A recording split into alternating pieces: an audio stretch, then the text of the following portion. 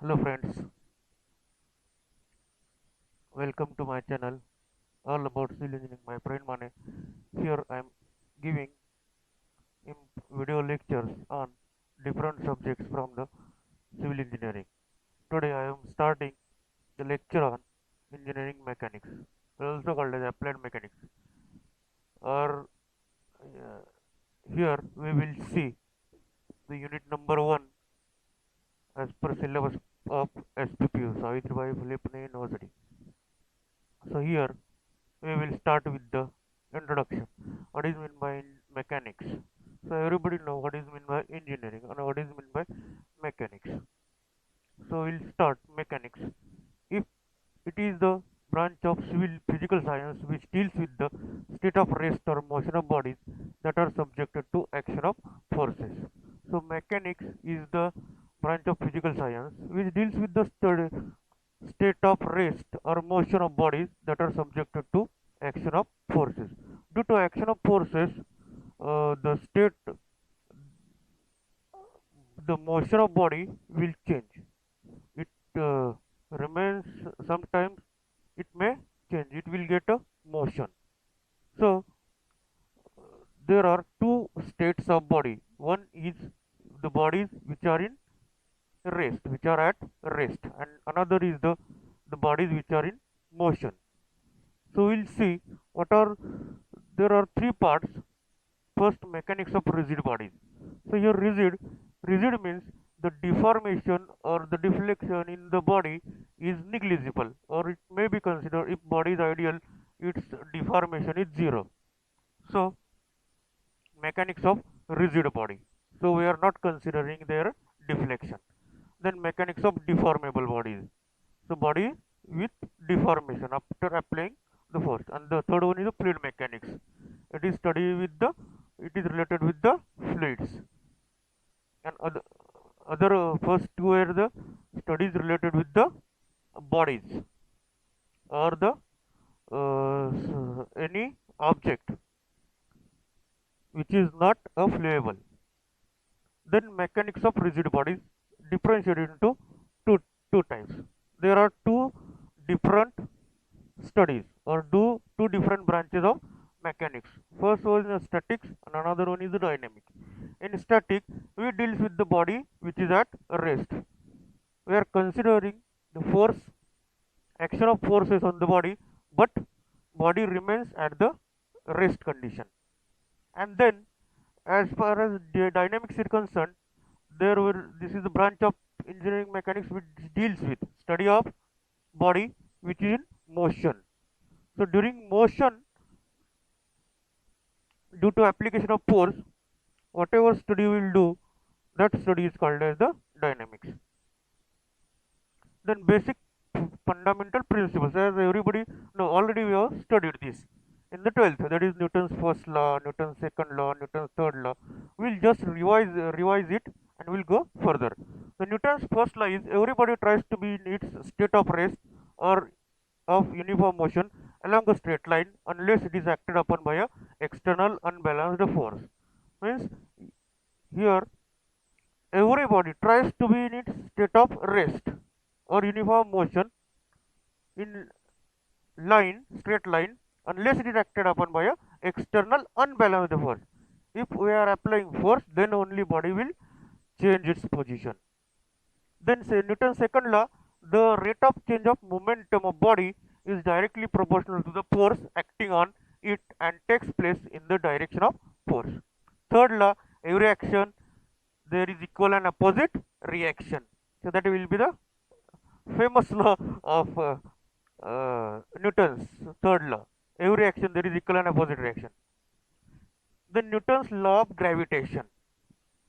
So every body in the universe attract every other body with a force whose magnitude is directly proportional to the product of two masses and inversely proportional to the square by distance between them.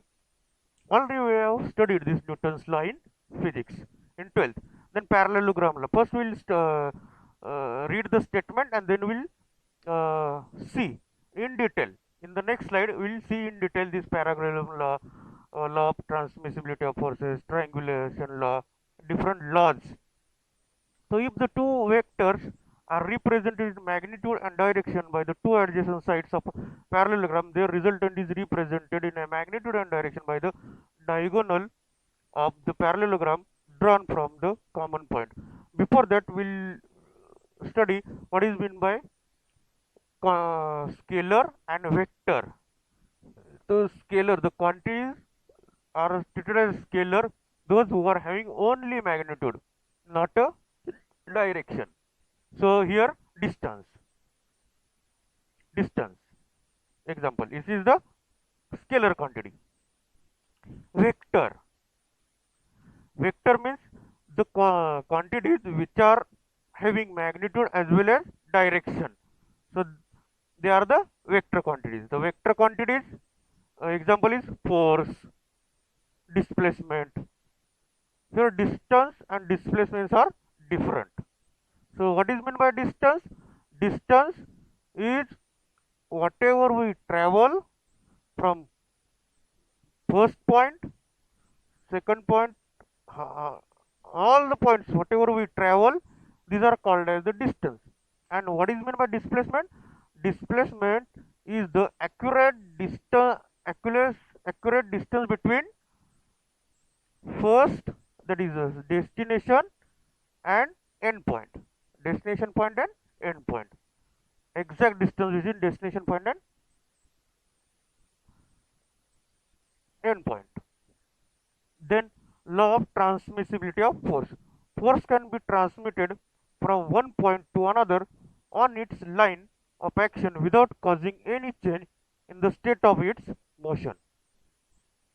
Then triangle law. If two vectors are represented in magnitude and direction by two sides of triangle taken in order, the resultant is represented in magnitude and direction by the third side of the triangle drawn from starting point of first vector to end point of second vector.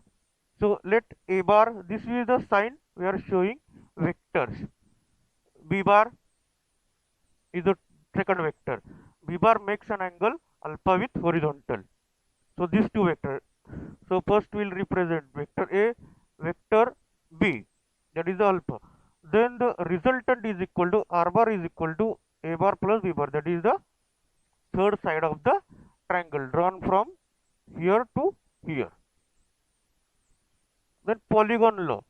If more than two vectors are represented in magnitude and direction by sides of an complete polygon taken in order, the resultant is represented in magnitude and direction by the remaining side of the polygon drawn from starting point of the first vector to the end point of last vector. So we are representing different vectors A bar, B bar, C bar, E bar, D bar. Then we'll draw same vector as a polygon to form the polygon, and the resultant is R bar, which is the this closing side of polygon is the resultant of all these forces. Then law of parallelogram of forces. So forces P and Q are acting at a point A, making an angle theta with each other. Theta with each other. This force P, force Q act adjacent to adjacent side. Origin is same for this both the forces. Then the resultant, magnitude of resultant is represented by the diagonal drawn from A to D, and their magnitude of resultant is equal to P square plus Q square plus 2PQ cos theta, and their angle of resultant with first vector is alpha, and tan alpha is equal to Q sin theta divided by P plus Q cos theta. These are the problems. These are the formulas for calculating the magnitude of magnitude and direction of resultant. Then basic concepts. So basic concepts. So particle, it is a point mass.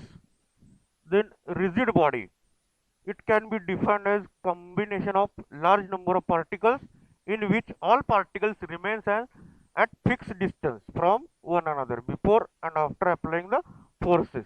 That is the deflection is negligible. Then force. It can be defined as any action that tends to change the state of rest of motion of the body upon which it acts. So force is a vector quantity. Force, it is the anything, any action which tends to change the position of body or state of body when it acts on the body. So force is a vector quantity because force has a magnitude as well as direction. Then point of application and pull or push. Force may be pull or in push type. Then force systems. So there are coplanar force system. Line of action of all the forces is same in one plane. Collinear forces. Line of action of all forces lie in the same line. So this will be the collinear forces. Concurrent forces. Concurrent forces are that the forces starts from the one point only. The starting of each force or ending of each force is at one point only. So here 1 force, 2 force, 3 force. So this may be force. Then parallel forces. Parallel forces is this. Line of action of all the forces are parallel to each other. In parallel, like parallel forces and unlike parallel forces. When direction of all parallel forces in same side, it is called as the like forces. Unlike forces, the direction of forces are different. So this is unlike parallel forces system. The non-concurrent and non-parallel force system. So these are the forces acting line of action of all the forces that do not intersect at single point and are not parallel to each other. They are called as the non-concurrent and non-parallel forces. Then resolution of forces. So here is most important phenomena, resolution of forces. Resolution of forces is the process of replacing any force in magnitude as well as in direction in a force by several components having same effect as that of single force. So here resolution means whatever what, whatever effect produced by single force, it will be produced by number of components of that force is called as the resolution of forces.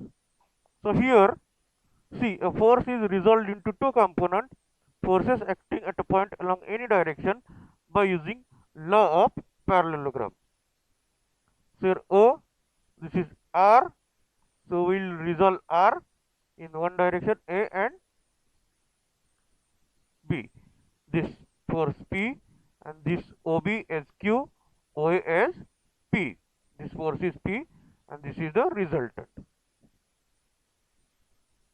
Then force R can be resolved along directions OA and OB into component forces P bar and Q bar by the law of parallelogram. A force is resolved into two component forces making an angle 90 degree with each other. If the forces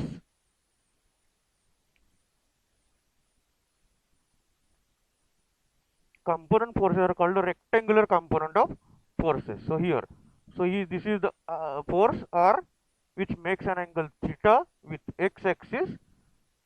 So this component is fx, this component is fy, and fx is equal to r cos theta and fy is equal to r sin theta. Its magnitude is r sin theta, its magnitude is r cos theta. So here one simple trick is there for resolution of forces. Angle attached cos component, angle detached sin component. Angle attached cos component, angle detached sin component. Then a magnitude of rectangular component of forces r bar along x and y axis are fx is equal to r cos theta, fy is equal to r sin theta respectively. That will be the result. Then composition of forces. Composition of forces is the process or phenomena of adding two or more forces to obtain a single force. It is reverse of resolution of forces. In resolution of forces, what we'll do? Will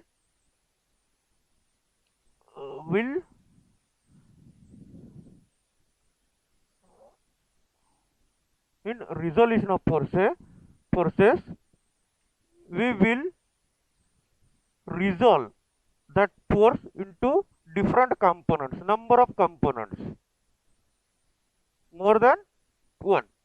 But as far as composition of forces is concerned, here we obtain only one component, single force, which produces effect of all other forces.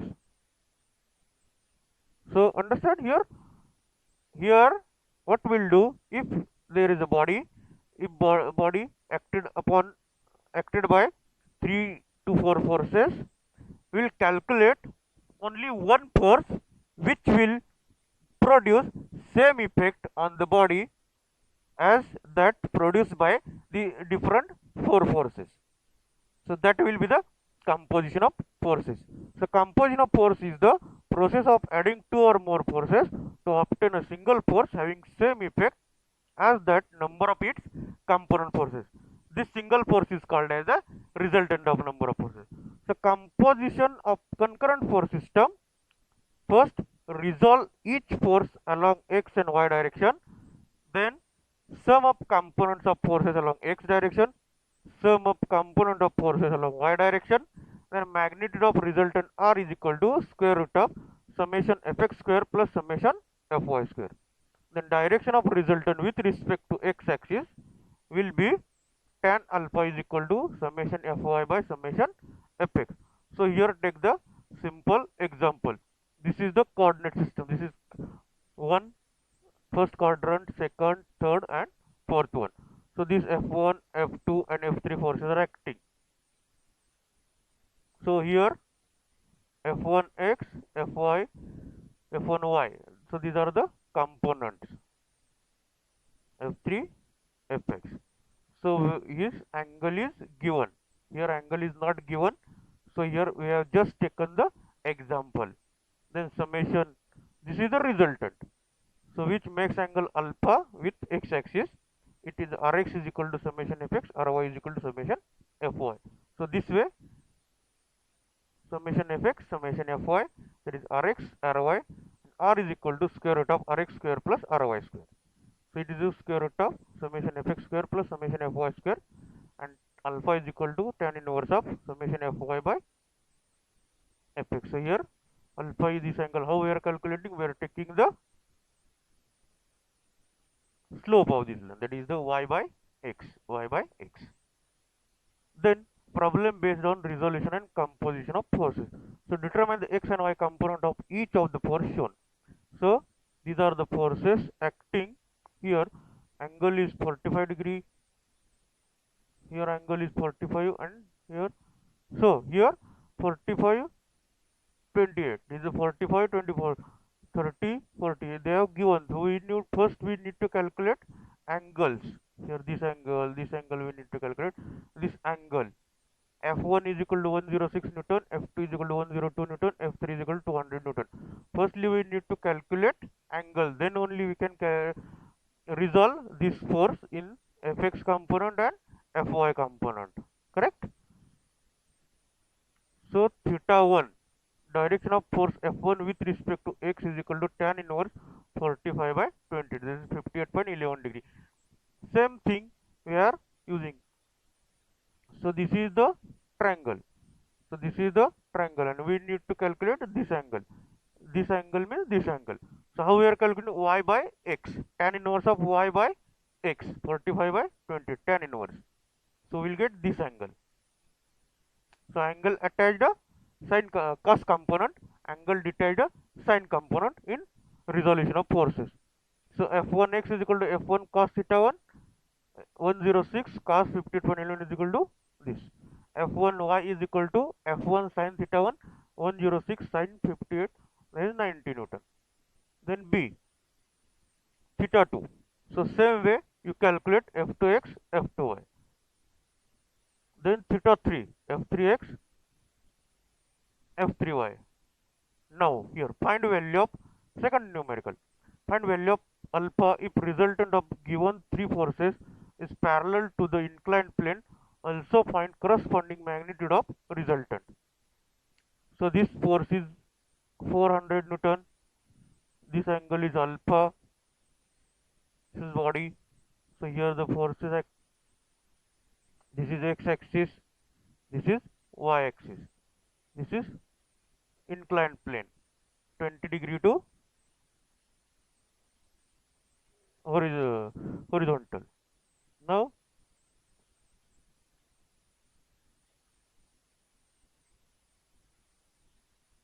let x be the parallel to inclined plane. Since resultant of three forces along x axis is summation c, what they have given?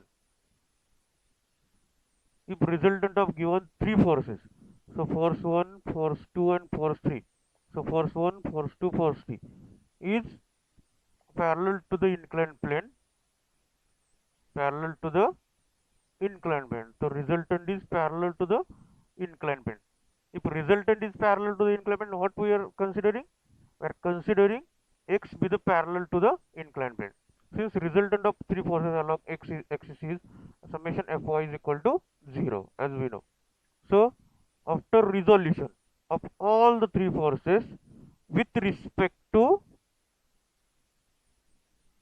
this x-axis, with respect to x-axis, we are considering this is the x-axis. We are considering this is the x-axis, and this is the y-axis.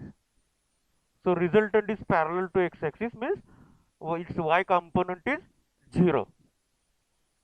So we resolve all the forces here, and then 400 sin of summation Fy is equal to 0. We will get summation Fy. So summation of all the Fy component, and as far as quadrants are concerned, so here quadrants are concerned: first quadrant, second quadrant, third quadrant, fourth quadrant. This is positive, this component positive, this component positive, this component negative. Here both components negative. Here one component positive, another component negative. Sign convention: downward negative, upward positive. This side negative, this side positive. Then we'll get the value of alpha. Then magnitude of resultant R is equal to summation fx. The summation fx we calculate, so magnitude of fx. So now here determine component of 1000 Newton force shown along AA dash and BB dash axis as shown. AA dash axis, A dash axis, B dash axis. So what determine component of the 1000 Newton force, component of 1000 Newton force along A dash axis and B dash axis. So firstly A dash axis, it is 1000 Newton is FA dash and FB dash. When law of parallelogram of forces, AC is equal to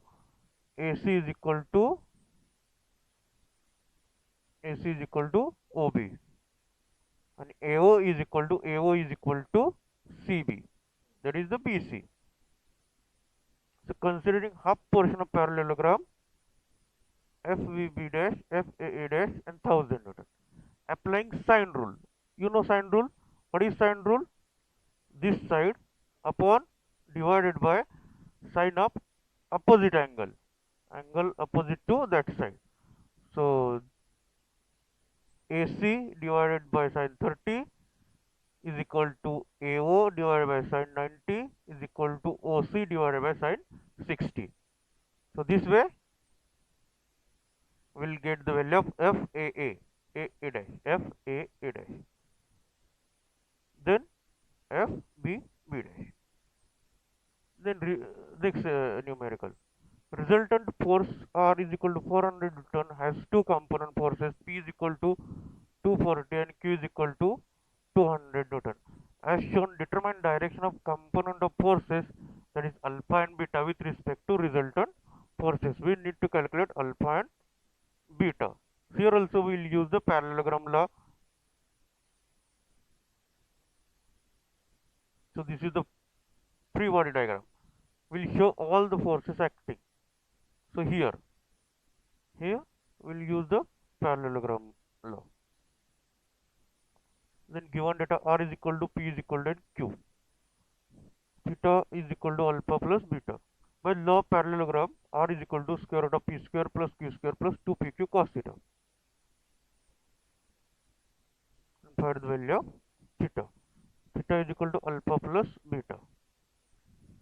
Then direction of resultant force 400 Newton with respect to 240 Newton is tan beta is equal to 200 sin theta divided by 240 plus 200 cos theta. So we'll get the value of beta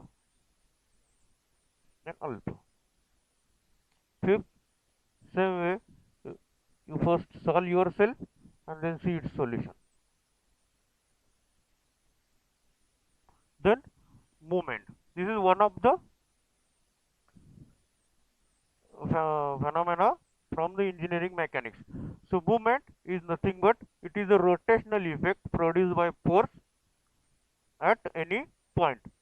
So here suppose this is the body which is acted by force F at a distance of d.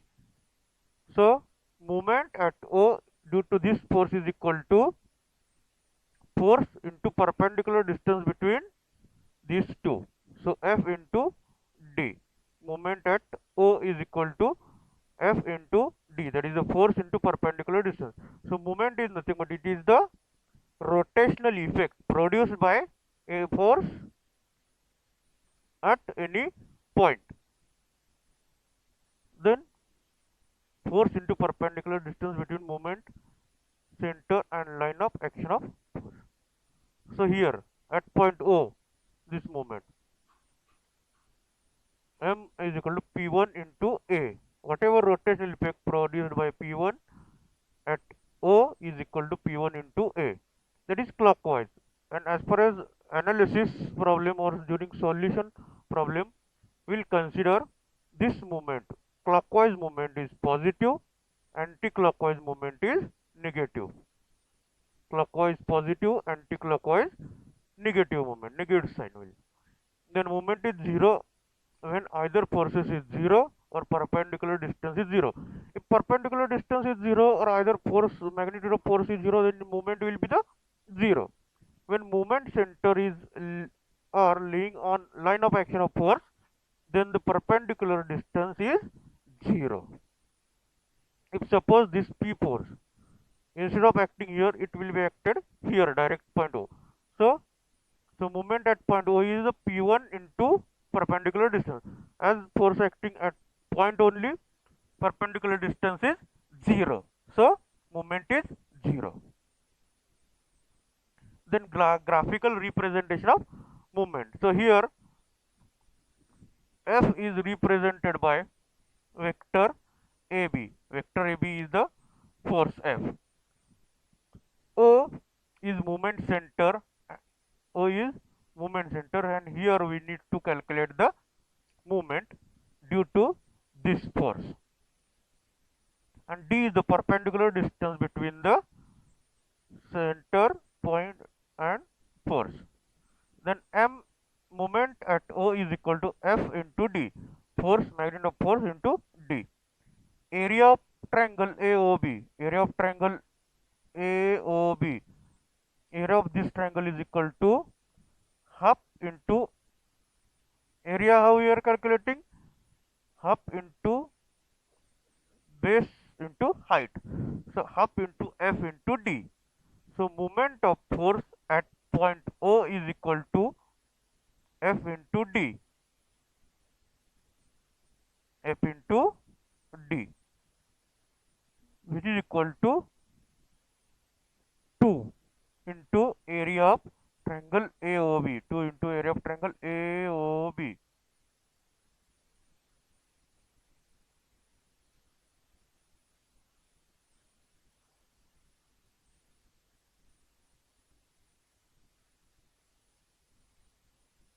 AOB.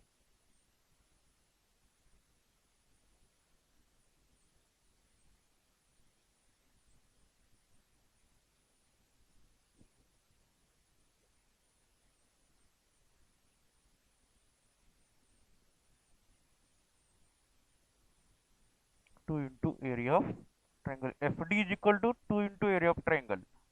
So moment is equal to FD. So moment is equal to 2 into area of triangle AOB. 2 times area of this triangle, it will be the moment at O. This is as per graphical representation of moment. Then Varignon's theorem of moment. So here the theorem states as, first we'll see statement for the theorem. The Varignon's theorem states that the algebraic sum of all the forces about any point is equal to moment of the resultant about the same point. The algebraic sum of all the force moment of all the forces about any point is equal to moment of the resultant about the same point. Here one word is missing. The theorem states that the algebraic sum of moments, here moments word is necessary, moments of all the forces about any point is equal to moment of the resultant about the same point. So suppose this is the point O, this is the linear force P1 acting at a distance of D1, force P2 acting at a distance D2, P3 acting at a distance D3. This is the R, which is the resultant of force P1, P2, P3, which is acting at point D. Then moment of all the forces at point O is equal to, so here clockwise moment is positive, anti-clockwise moment is negative. This minus P1 into D1 plus P2 into D2 minus P3 into D3 is equal to minus R into D. That is the Varignon's theorem. Here see here moment word is necessary. Moment of all the forces, algebraic sum of moment of all the forces acting at any point is equal to moment of the resultant about the same point. Then it's proof. So what is the proof for this theorem? Then here two concurrent forces P and Q acting at A, two concurrent forces, force P and Q acting at point. Concurrent forces, line of action is same. The resultant of P and Q is R, given by diagonal AD of the parallelogram ABCD, ABDC. Then extend DC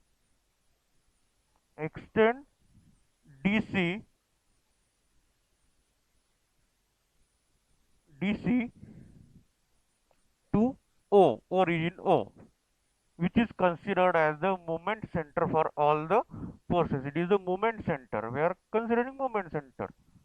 So in extend this DC up to the O. Then moment of P at O, moment of P at O is equal to moment of P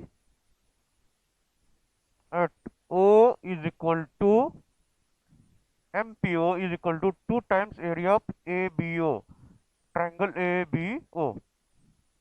2 times area of this triangle ABO is the moment of P with at point O. Then moment of Q at O, moment of Q at O is the 2 times area of triangle OAC, 2 times. Then adding MPO and MQO is equal to summation of moment, which is equal to 2 times area of triangle ABO and triangle OAC. Then but triangle ABO is equal to triangle ABD is equal to ACD. ABO, triangle ABO is equal to triangle ABD, triangle ABD. So this triangle is same is equal to this triangle is same is equal to OA. This triangle, these three triangles are same. Then summation of moment is equal to 2 into triangle ACD plus triangle ACO is equal to 2 times triangle ADO. AC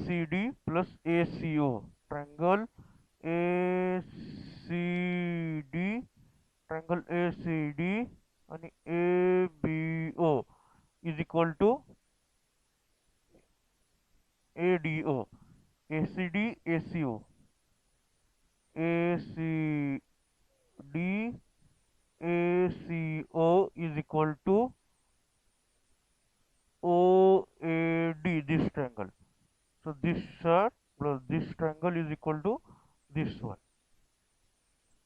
So MRO is equal to moment of R at O, which is moment at 2 times triangle ADO.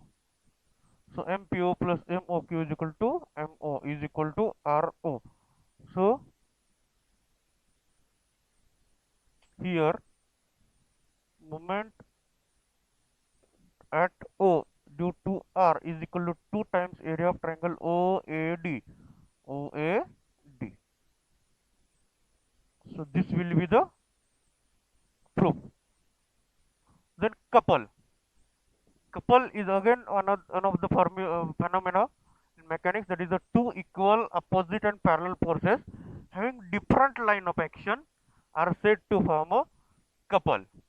So this will be couple. So force P, here force P, here force Q, force Q. So anti-clockwise couple of magnitude P into D.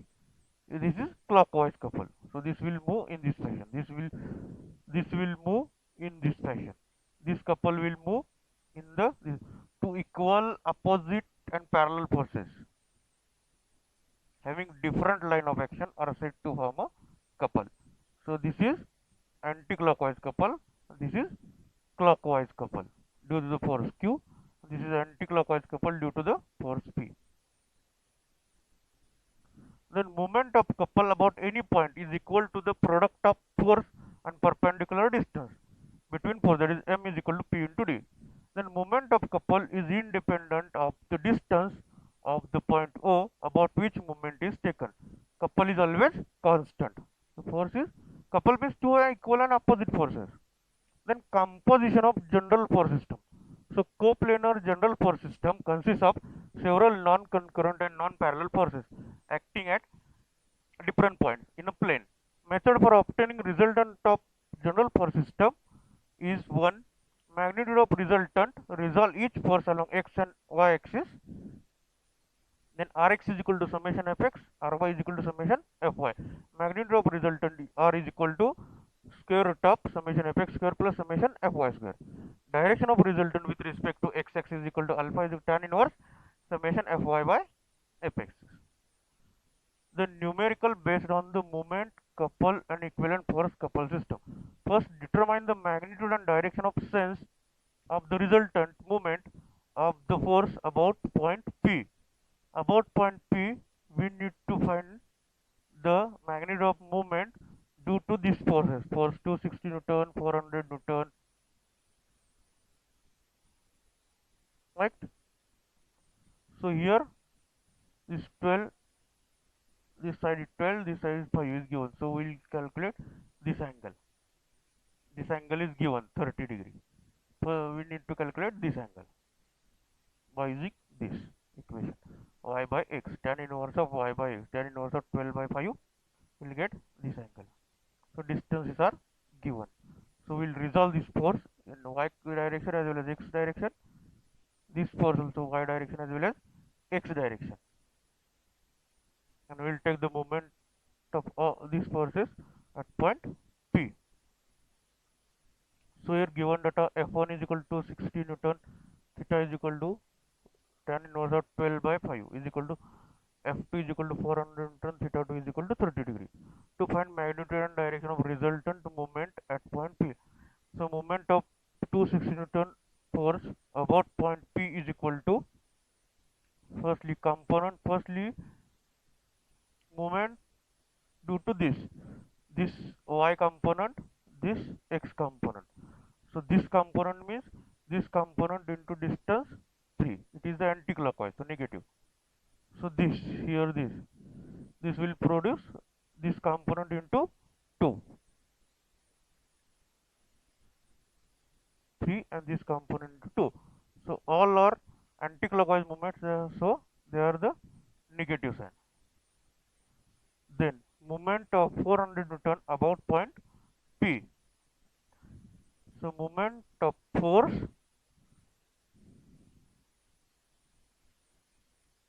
moment of this force, this component is, so your distance is 2. So here this moment is in this fashion, this force is acting, moment is in this fashion. So this will be the negative, and this moment due to this component will be the positive. So negative, positive. So resultant moment of force about point P is equal to, we just add them.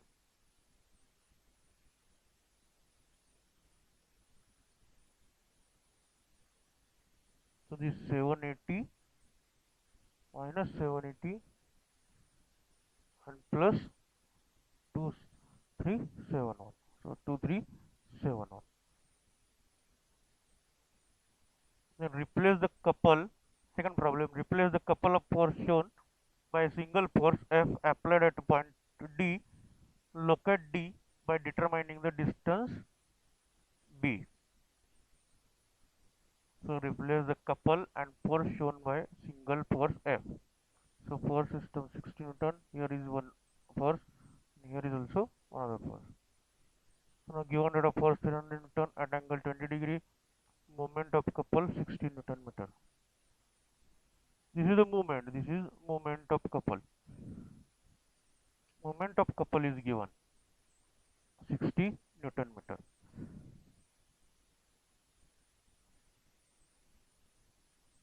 And to find distance B, resultant force is equal to 300 Newton acts at D by Varigno's theorem. What Varigno's theorem says? Moment of resultant at point D is equal to summation of momentum by forces at point T.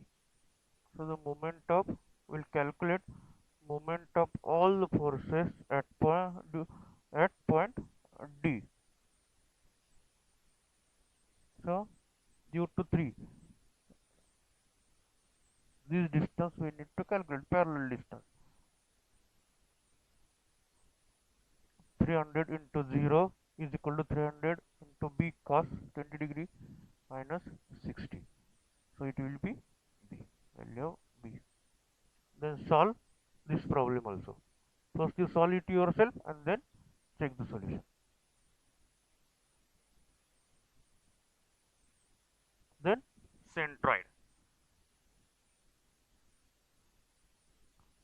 Centroid means a point where all the weight of body or figure will act. So lines, curves or geometrical figures having length or areas do not have any effect due to the Earth's attraction, as they do not possess mass. The figures have a point similar to the center of gravity of the solids. This point is called as the centroid of the line, curve and area. So it is nothing but it's a center of gravity only. So where all the mass acts for that figure. The centroid is applicable to area, lines or curves, and center of gravity is applicable to volumes. Centroid is applicable for area, line or curves. This is a plane areas, and center of gravity is applicable for volumes. Then centroid of basic figures. So centroid of basic figures. So first line which is having coordinates A and B. A, B. These are the coordinates of this line. Then area will be square root of A square plus B square. X bar is equal to A by 2 and Y bar is equal to B by 2. So this is the line. Centroid is X bar, this distance, that is first X, this Y.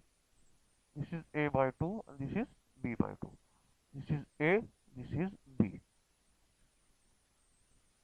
Then for rectangle, this is the rectangle. The centroid is here. A area is B into D. X bar is equal to b by 2, y bar is equal to d by 2. Isosceles triangle. Area of triangle is half into bh. H is the height. X bar is equal to x bar, this distance, b by 2.